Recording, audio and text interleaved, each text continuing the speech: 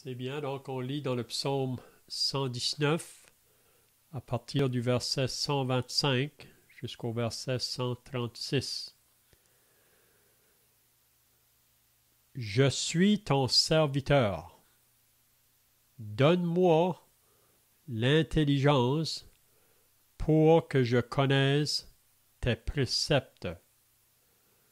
Il est temps que l'Éternel agisse, il transgresse ta loi.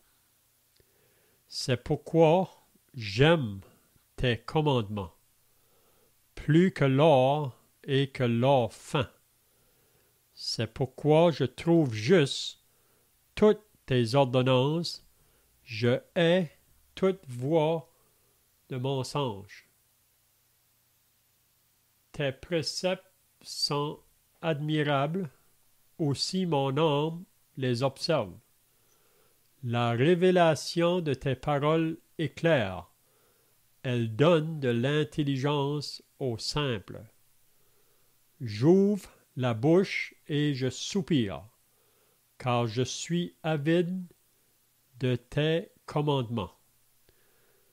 Tourne vers moi ta face et aie pitié de moi, selon ta coutume à l'égard de ceux qui aiment ton nom. Affermis mes pas dans ta parole, et ne laisse aucune iniquité dominer sur moi. Délivre-moi de l'oppression des hommes, afin que je garde tes ordonnances.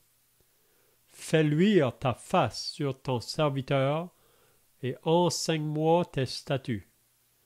Mes yeux répandent des torrents d'eau, parce qu'on n'observe point ta loi. Amen. Donc, si vous étiez là la semaine passée, on est toujours dans le psaume 119. Ça fait déjà plusieurs semaines qu'on a commencé le psaume 119. Puis on a remarqué que c'est le plus lent des psaumes. Puis que celui qui a écrit ce psaume met beaucoup d'importance là, à la parole de Dieu. Puis son désir à lui, c'était d'obéir la parole de Dieu et obéir ses commandements ou ses ordonnances ou ses préceptes. Donc ça nous rapporte toujours à la parole de Dieu. Puis on avait dit que pour celui qui veut obéir la parole de Dieu, il rencontre l'opposition de la part de ceux qui n'ont pas encore cru en Dieu, qui n'ont pas encore été nés de nouveau, nés de Dieu.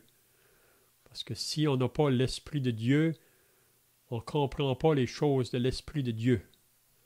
Puis aussi, l'homme dans ses péchés est un ennemi de Dieu. Donc si on est ennemi de Dieu, on est ennemi de sa parole.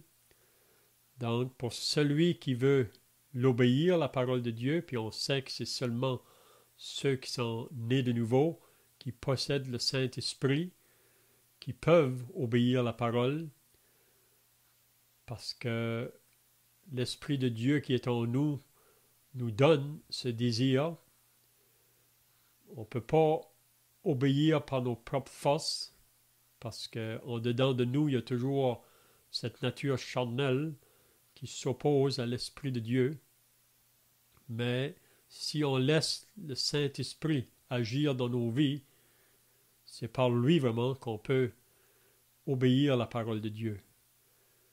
Puis en le faisant, c'est la raison pourquoi qu'on rencontre de l'opposition, du mépris, du rejet, de la moquerie, de la part de ceux qui nous entourent. Puis on peut voir ça tout le long du psaume 119, même dans d'autres psaumes, qu'il y a toujours celui qui veut obéir la parole, qui est en opposition vraiment à ceux qui n'obéissent pas la parole. Puis on dit que c'est la même chose aujourd'hui, ça n'a pas changé. Et depuis l'histoire de l'humanité, ceux qui ont cru en Dieu ont toujours à faire face à de l'opposition. On a l'exemple de Abel et de Caïn. Vous vous rappelez que Abel a offert une offrande qui a plu à Dieu, mais Caïn, lui, son offrande n'a pas plu à Dieu. Puis vous savez qu'est-ce qui est arrivé par la suite. Caïn s'est irrité. Dieu lui a parlé. Caïn aurait pu se repentir, changer d'attitude, se mettre d'accord avec Dieu, mais il a voulu suivre sa propre voie.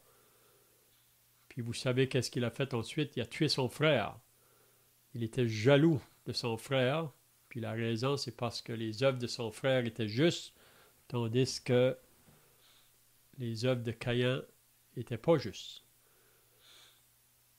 Donc ce soir, on continue toujours avec la même pensée là. Donc si on va au verset 125, on lit « Je suis ton serviteur. Donne-moi... » Oui.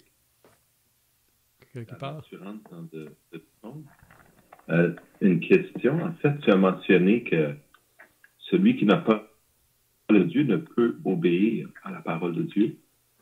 Seulement celui qui a l'Esprit de Dieu peut obéir à la parole de Dieu. Est-ce que tu peux détailler et expliquer cette pensée-là? Parce que je pense à des gens qui vont se dire, par exemple, bien, Dieu demande de se marier, moi je me suis marié, ou Dieu demande de donner de l'argent, d'aider les pauvres. Moi, j'aide les gens autour de moi. Donc, ces gens-là ne connaissent pas nécessairement Dieu. Le Seigneur Jésus-Christ ne sont pas nécessairement sauvés. Ils sont des gens, on va dire, religieux, et ils pourraient penser qu'ils accomplissent la parole de Dieu. Est-ce que tu peux expliquer peut-être là-dessus? Oui, c'est ça. Donc, on peut dire que même l'homme inconverti, l'homme qui n'est pas né de Dieu,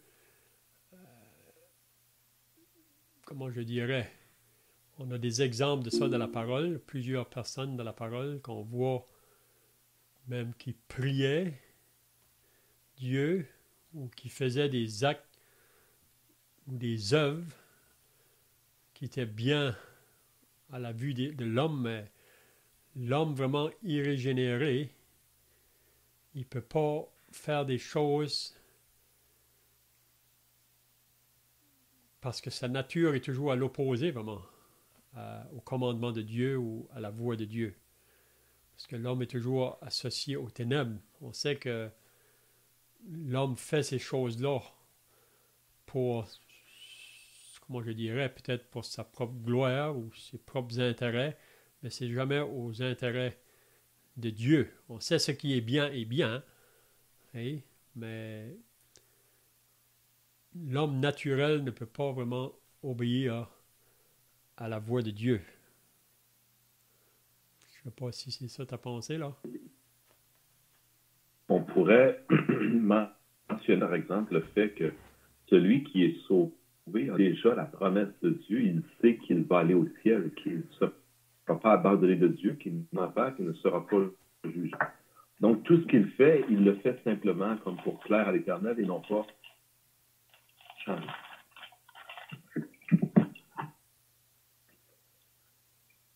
Et non pas simplement comme pour s'attirer à lui-même des avantages ou des privilèges, on peut dire, c'est-à-dire de gagner la faveur de Dieu.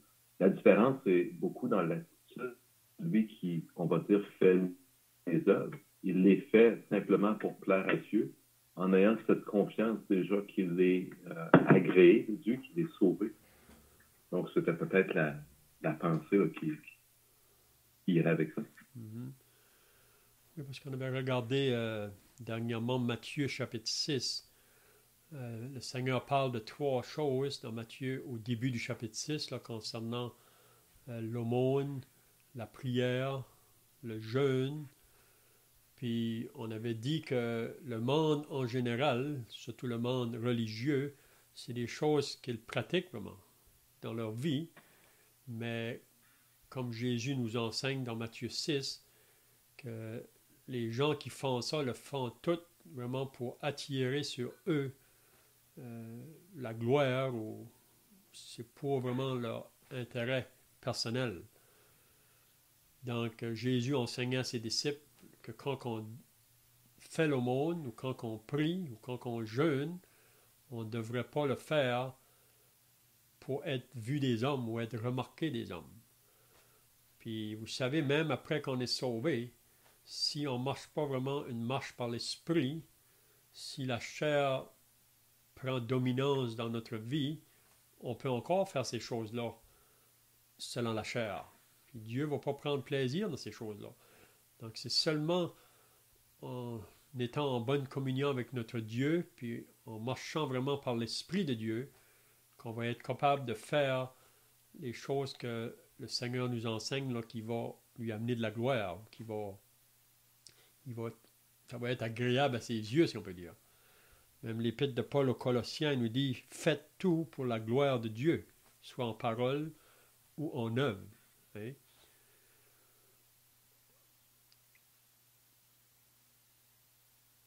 Donc, si on vient au verset 125, maintenant, dans le psaume 119, « Je suis ton serviteur, donne-moi l'intelligence pour que je connaisse tes préceptes. » Mais si vous voulez, là, j'aimerais de regarder 6 versets dans le psaume 119, dans lequel le psalmiste dit « Je suis ». Okay? Dans l'évangile de Jean, le Seigneur a mentionné à 7 reprises « Je suis ». Okay? Mais ici, on voit dans le psaume 119 que le psalmiste dit aussi « Je suis ».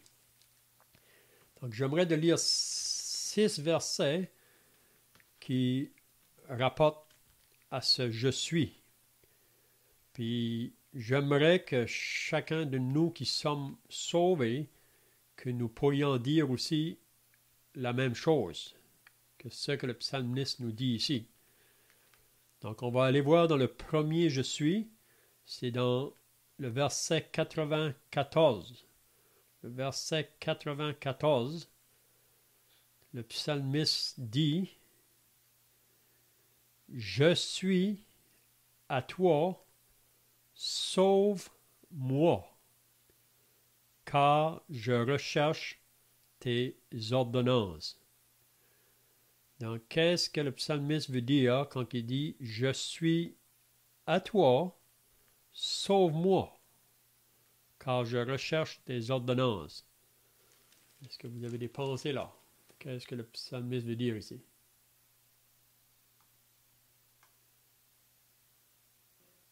Le psalmiste recherche le secours de l'Éternel dans sa vie de façon pratique de tous les jours. Soit un combat, soit une bataille, soit une situation difficile. C'est ça.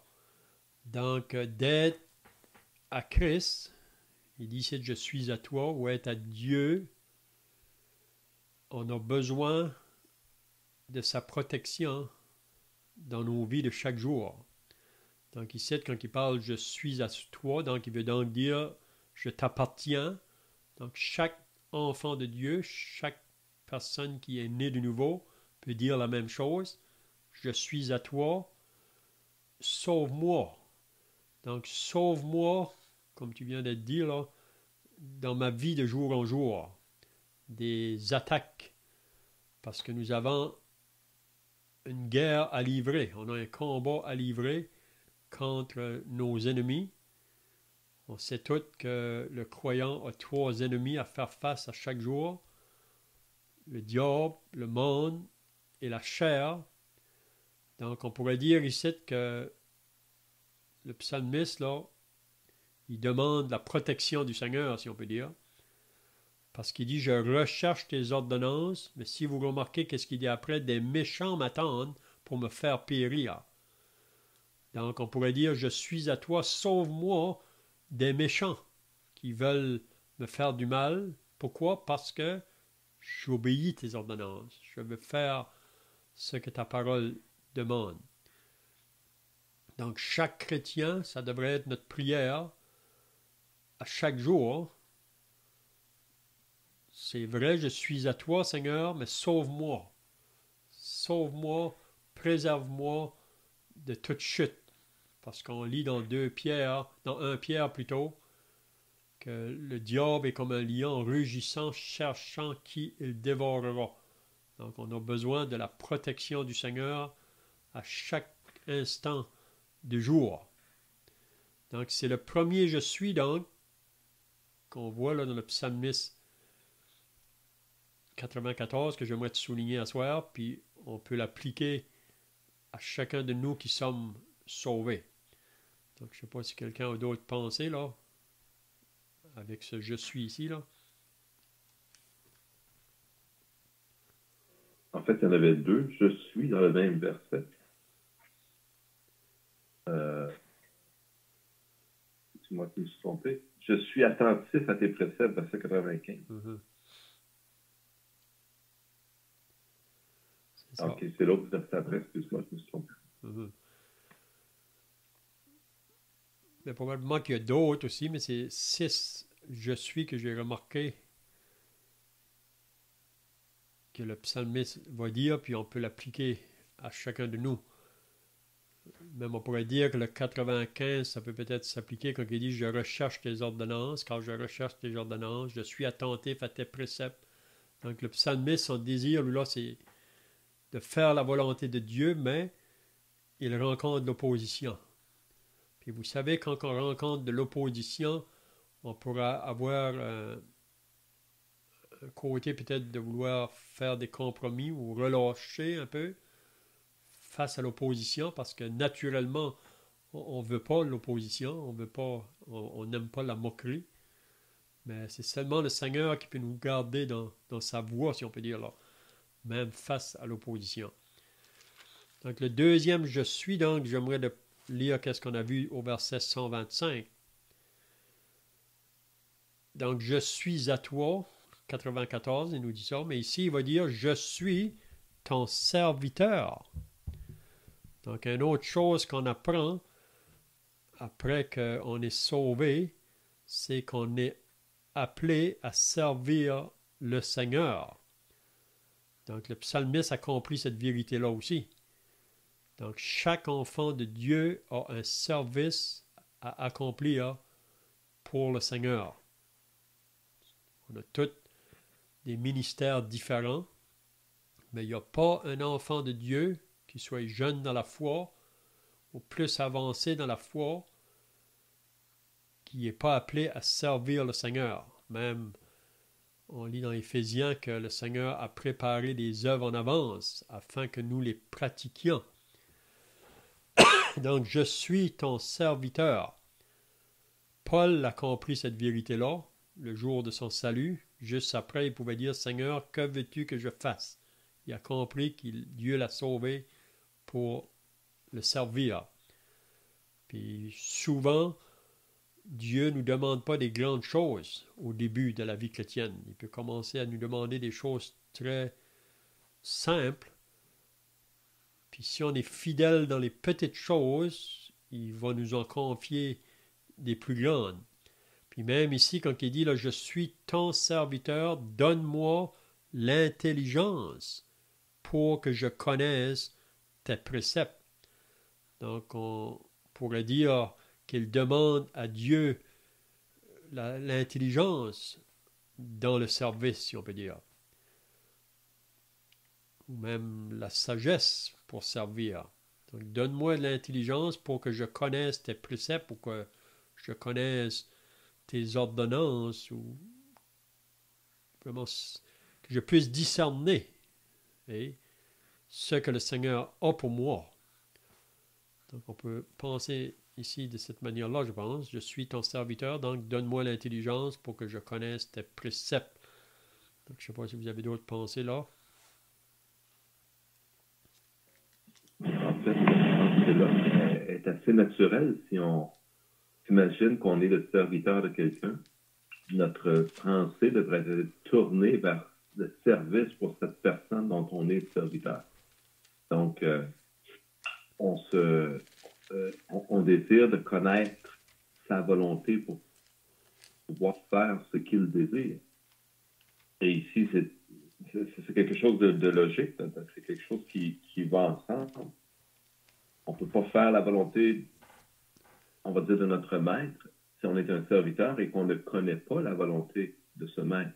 Donc, ce maître se doit de s'exprimer pour faire connaître sa volonté, pour que le serviteur puisse agir en conséquence. Et d'une certaine façon, c'est ce qui est demandé ici par le psalmiste. Donne-moi de l'intelligence pour que je connaisse tes préceptes. Il veut connaître les préceptes de Dieu, donc la volonté de Dieu. Les préceptes de Dieu, c'est ce que Dieu veut que nous fassions. Et ce que Dieu veut que nous fassions, c'est toujours ce qu'il y a de meilleur pour nous, ce qui est bien pour nous.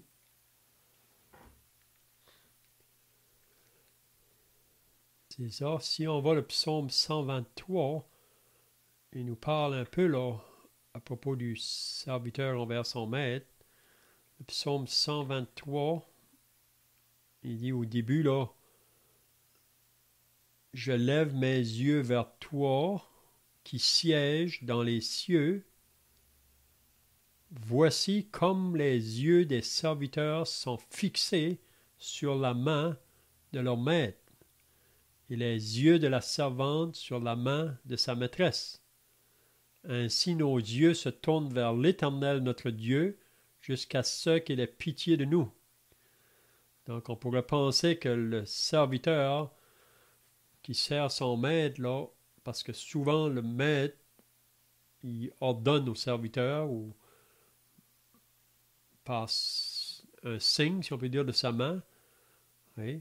Donc le serviteur est toujours au regard de la main de son maître, si on peut dire, qui va le diriger là, dans ce qu'il doit faire, les tâches qu'il doit faire.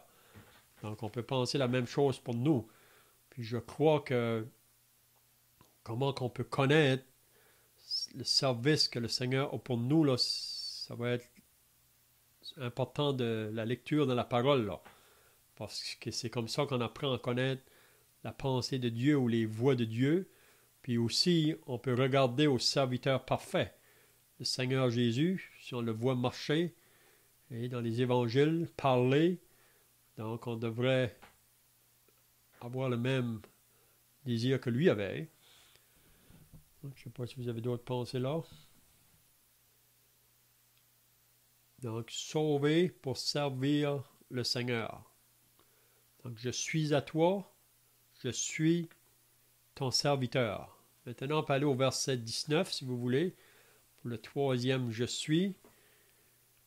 Il va dire ici, au verset 19, je suis un étranger sur la terre. Ne me cache pas tes commandements. Donc, qu'est-ce qu'il veut dire ici? Quand il dit « je suis un étranger », est-ce que nous, aujourd'hui, on peut dire la même chose, nous qui sommes chrétiens? Pourquoi qu'on est étranger?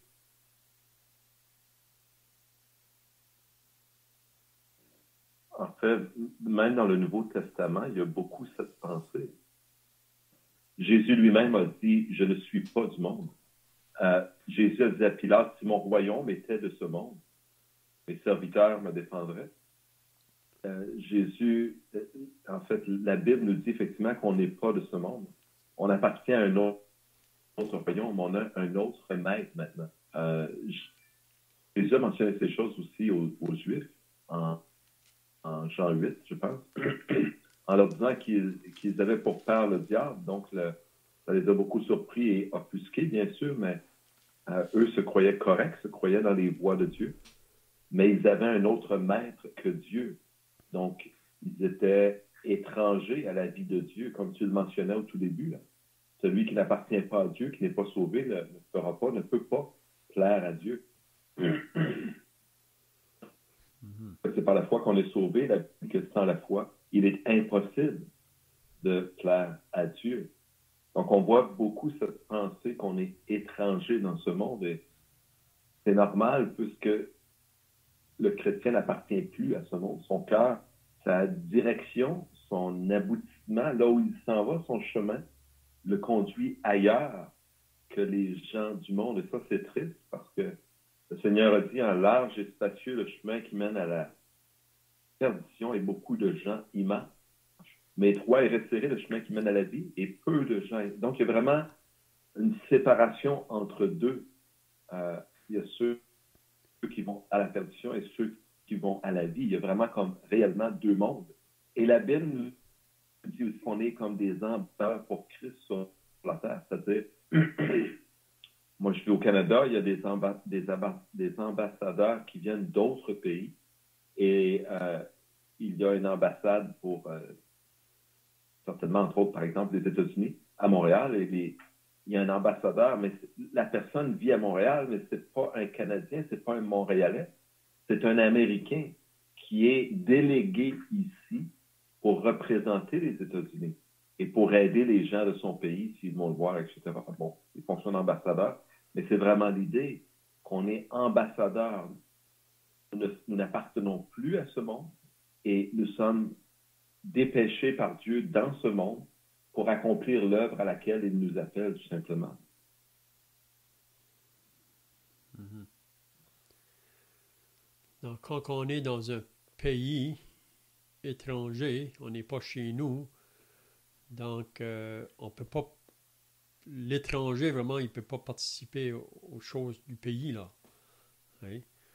Donc, c'est pour ça que nous, même Pierre nous dit dans son épître, la première épître au chapitre 2, je vous exhorte comme étrangers et voyageurs sur la terre à vous abstenir des convoitises charnelles qui font la guerre à l'âme. Donc, je vous exhorte comme étranger. On dit qu'un étranger, c'est quelqu'un qui est loin de chez lui. Puis le voyageur, c'est quelqu'un qui est en route vers chez lui.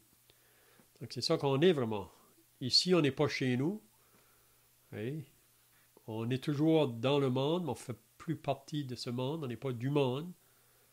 Donc, c'est pour ça que même si on lit dans la deuxième épître aux Corinthiens, alors, Paul écrit aux chrétiens là concernant la séparation, c'est qu'on ne peut pas joindre les ténèbres et la lumière, ou Dieu et Satan, ou le temple de Dieu, ou le temple des idoles. Donc, même la semaine passée, quelqu'un m'a demandé qu'est-ce que c'était un joug étranger. C'est ça qu'il nous dit dans 2 Corinthiens 6, il parle de ne pas se mettre sous un joug étranger. Puis il y a 3 manières qu'on voit dans 2 Corinthiens 6, là, qu'on peut se mettre sur le joug étranger. C'est dans le mariage, ou dans le commerce, ou même dans le côté religieux. Mais comme croyant, si je suis sauvé, je ne devrais pas entrer dans un lien de mariage avec une personne qui n'est pas sauvée. Hein?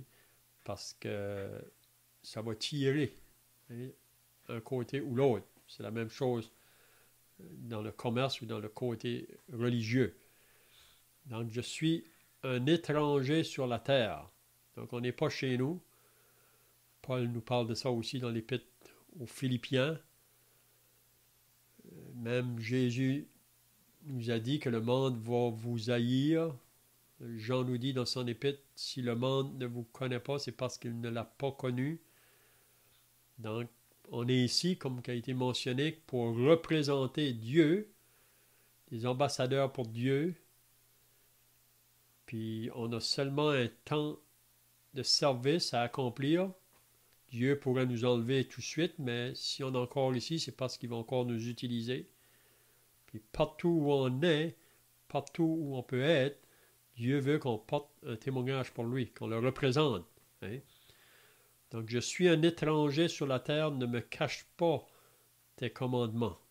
Ne me cache pas tes commandements. Donc, il veut connaître la voix de Dieu, et ce que Dieu veut pour lui. Mm-hmm.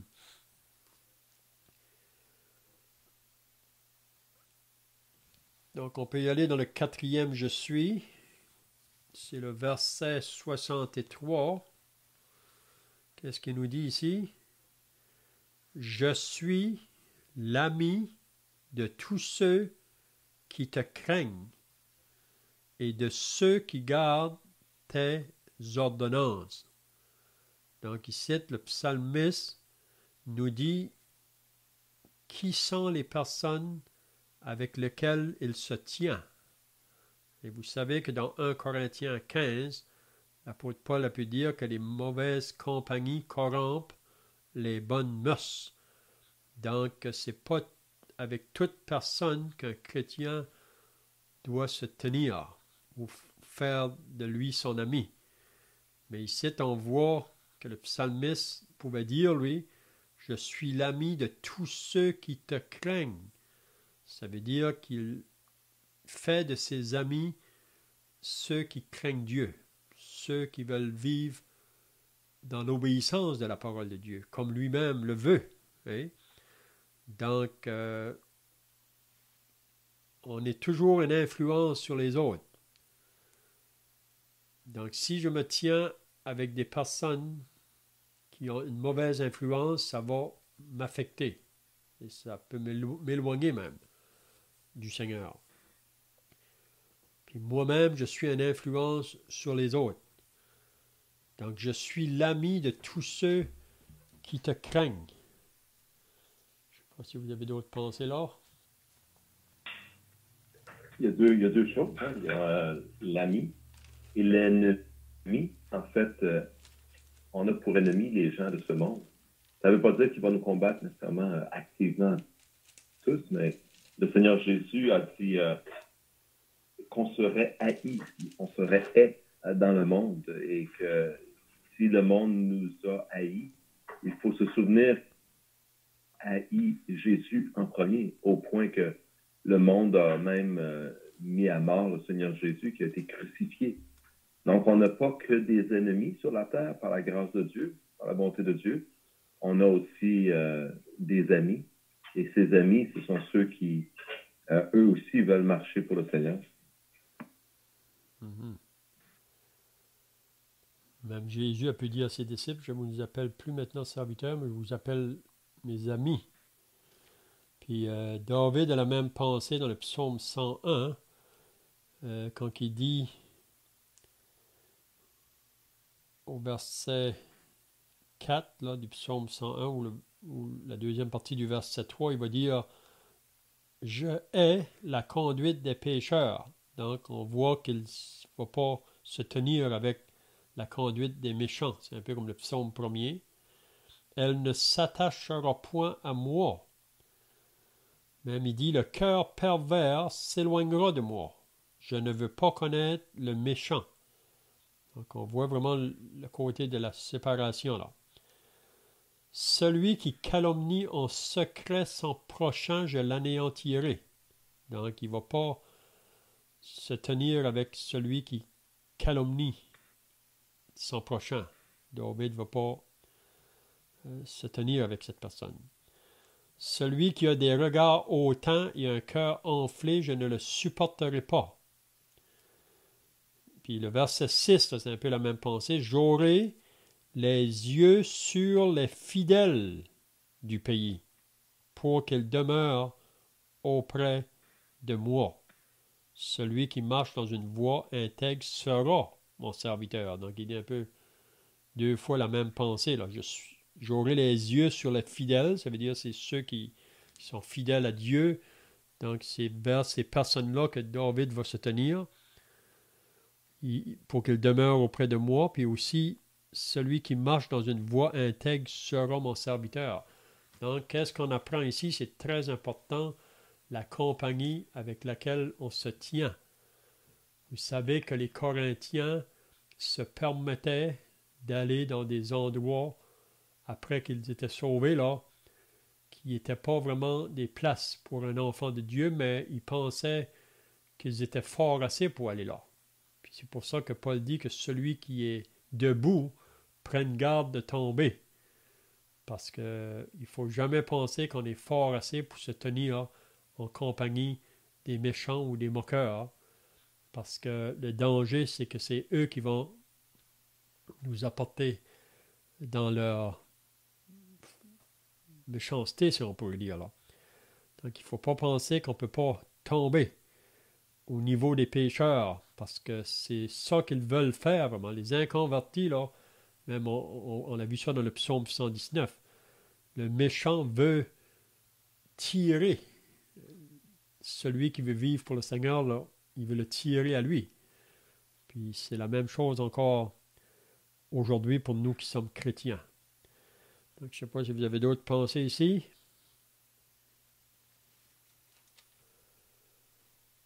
Donc, on peut y aller au verset 141 maintenant.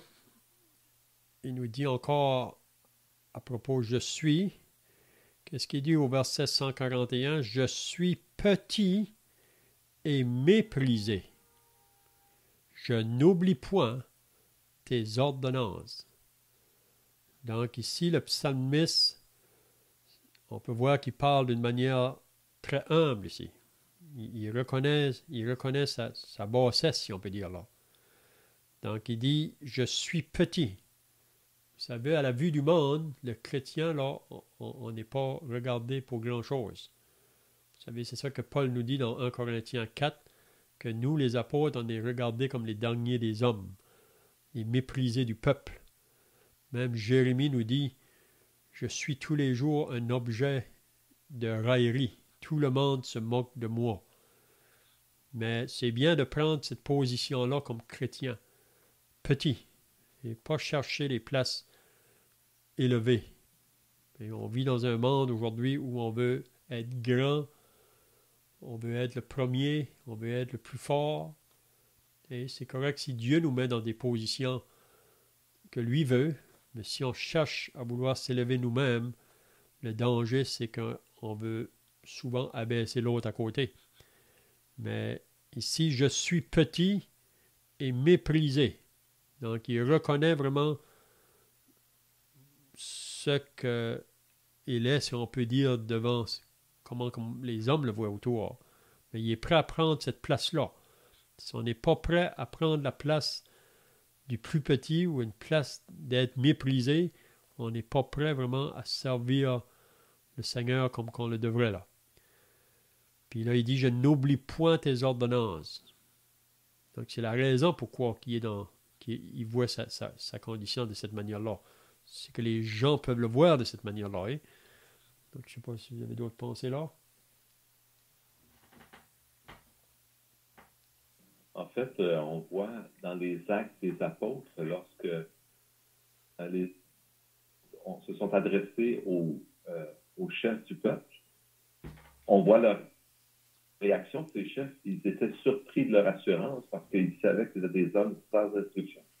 Donc, à leurs yeux, c'était des gens petits, des petites gens, comme on dit parfois, des gens sans envergure, sans formation, sans puissance, sans autorité, des gens de rien finalement. C'est aussi ce qu'on a pensé du Seigneur Jésus. Les gens questionnaient le Seigneur Jésus, puis ils disaient examine, et il n'y a jamais un prophète ou quelque chose de bien qui est sorti de la Galilée. Donc Jésus, on sait qu'il a grandi dans cette contrée. Donc même le Seigneur Jésus était regardé pour quelqu'un de petit. Et c'est un peu normal parce qu'il a marché avec humilité sur la terre. Et nous aussi, on doit marcher avec humilité. On ne doit pas chercher la position, mais chercher de dire la vérité, de marcher dans la vérité. Et forcément, cette vérité, elle est rejetée. Donc, nous serons rejetés avec cette vérité et méprisés par les gens. Le Seigneur Jésus, sur la terre, a été vraiment méprisé par les chefs religieux qui, eux, avaient de l'importance à leurs yeux. En réalité, quand Jésus est entré dans le temple et qu'il a chassé les vendeurs, la maison sera appelée de maison de prière, mais ils en avaient fait une caverne de vol. Après, ils sont venus, ces gens, voir le Seigneur Jésus en lui disant, par quelle autorité fais-tu ces choses? Donc, ils ne reconnaissaient pas l'autorité de Jésus, quoi qu'il fût Dieu et qu'il soit venu sur la terre. Les gens l'ont considéré comme un simple homme et même moins qu'un simple homme, dans le sens qu'il était sans formation. Et les gens se posaient la question où il avait appris ces choses qu'il savait d'ailleurs. Donc, la petitesse, elle est aux yeux des gens qui méprisent Dieu et sa parole. Mais devant Dieu, celui qui s'attache à sa parole, il faut bien comprendre qu'il est grand et non pas petit. Donc, cette petitesse dont on parle le psalmiste et ce mépris dont il parle, c'est vraiment normal puisque, comme on l'a dit tout à l'heure, on n'habite pas dans ce monde, on ne fait pas partie de ce monde, mais d'un autre monde et on n'est pas chez nous et on n'a pas tous les droits qu'on aurait chez nous, comme on dit tout à l'heure. celui qui vient d'un autre pays n'a rien à voir avec les choses de ce pays où il se trouve. Il ne peut pas voter, il n'est pas un citoyen à part entière, il n'a pas ses droits des citoyens. Donc, c'est la même chose pour le croyant et forcément, cela en fait en sorte qu'il est méprisé. Et regardé comme vil et petit, si on veut. L'apôtre Paul dit dans 1 Corinthiens, au chapitre 1, là, le verset 26, il dit « Considérez parmi vous, frères, qu'il n'y a pas beaucoup de sages, pas beaucoup de nobles, pas beaucoup de puissants, mais Dieu a choisi les choses faibles de ce monde, les choses folles de ce monde. » C'est pas qu'il n'y a pas de sages, mais il dit qu'il n'y en a pas beaucoup. Parce que là, souvent, les personnes qui répondent au message de l'Évangile, c'est souvent les gens ordinaires, les pauvres. Donc, c'est des gens, même avant d'être sauvés, ils étaient regardés comme même petits aux yeux des hommes. Mais après qu'on appartient au Seigneur, on est dans le niveau le plus haut, si on peut dire. C'est pour ça qu'on peut regarder en haut. Hein? Donc, le dernier verset, on va terminer là. OK, oui. Oui, le niveau le plus haut aux yeux de Dieu, mais le plus bas des échelons aux yeux des hommes. Dans le dernier verset du psaume 176, il dit « Je suis errant comme une brebis perdue. Cherche ton serviteur, car je n'oublie point tes commandements. » Donc, ici, on voit encore une autre attitude d'humilité, si on peut dire, pour le psalmiste. Il reconnaît là qu'il a besoin du berger pour le guider sur son chemin. Parce que, comme une brebis, il y a toujours le danger qu'on s'égare. Puis ça, c'est la nature de la brebis, vraiment, qui veut toujours regarder dans l'autre champ. Hein? Puis on a cette nature-là. Donc, je suis errant comme une brebis. Et c'est ça qu'on était avant d'être sauvés. Nous étions tous comme des brebis errantes, chacun suivant sa propre voie. Mais après qu'on est sauvé, c'est pour ça qu'il faut vraiment s'attacher au Seigneur, puis qu'il y a toujours encore un danger pour un chrétien de errer et de prendre d'autres routes, parce que c'est le combat qu'on a à livrer là, face à nos ennemis. Donc, je suis errant comme une brebis perdue, cherche ton serviteur. C'est pour ça qu'on est appelé, même dans le psaume 139, à nous sonder devant le Seigneur. Puis on devrait le faire chaque jour si c'est possible. Hein? Sonde-moi, ô Dieu, et connais mon cœur. Éprouve-moi et connais mes pensées. Regarde si je suis sur une mauvaise voie et conduis-moi sur la voie de l'éternité.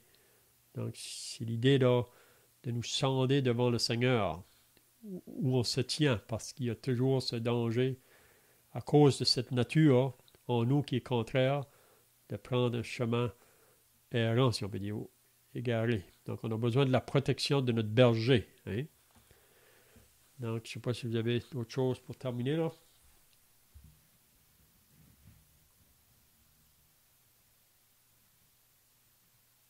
Je ne sais pas si c'est le chant que tu voulais chanter après l'étude aujourd'hui, mais il y a un chant qui dit on était errants autrefois. Là.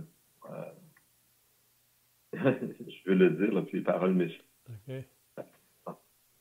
C'est pas cherchons-les, non? Non. Okay. Les paroles méchantes, désolé, mais l'idée, c'est que autrefois, nous ne le savions pas et nous étions errants, c'est-à-dire que nous marchions en Dieu. Nous étions seuls dans le monde. On n'avait pas à avoir une religion, on en avait une ou non, on était errants.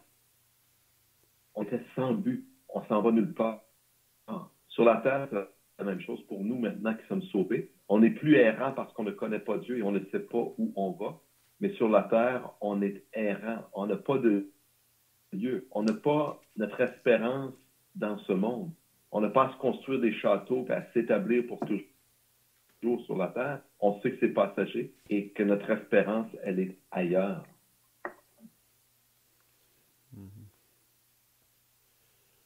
C'est bien, on va terminer par la prière. Ensuite, on peut chanter un cantique. Ô Seigneur Dieu, ce que je suis devant tes yeux est merveilleux. Nous sommes des bien-aimés. Le Seigneur Jésus de dire à ses disciples qu'il nous appelait ses amis et qu'il nous révélait ces choses. Nous ne sommes plus étrangers. Nous qui autrefois n'avions pas le droit de citer en Israël. Père, tu nous as élevés au plus haut rang, dans la hiérarchie, si on peut le dire ainsi, puisque tu as fait de nous des princes et des rois. Et notre Père, c'est à ta suite que nous marchons. Et nous devons et nous voulons demeurer attachés à toi, à ta parole, à ta volonté. Seigneur, aide-nous dans notre marche, car qui est suffisant pour ces choses? Oh Dieu, le seul qui a été suffisant, c'est ton Fils, notre Sauveur, le Seigneur Jésus, qui a marché dans toutes les moindres choses de sa vie, dans ses paroles, dans ses pensées, dans son cœur, dans ses actions, dans tout ce qui est sa personne. Il a parfaitement accompli la volonté de Dieu. Notre Dieu, nous savons pour nous-mêmes que nous dévions, que nous nous détournons, mais nous voulons exprimer cette pensée du psalmiste comme des brebis errantes, Seigneur, et garde-nous près de toi, près de ta parole. Ramène-nous comme le bon berger, car le Seigneur Jésus est ce bon berger. Et nous te louons pour son nom précieux. Amen. Amen.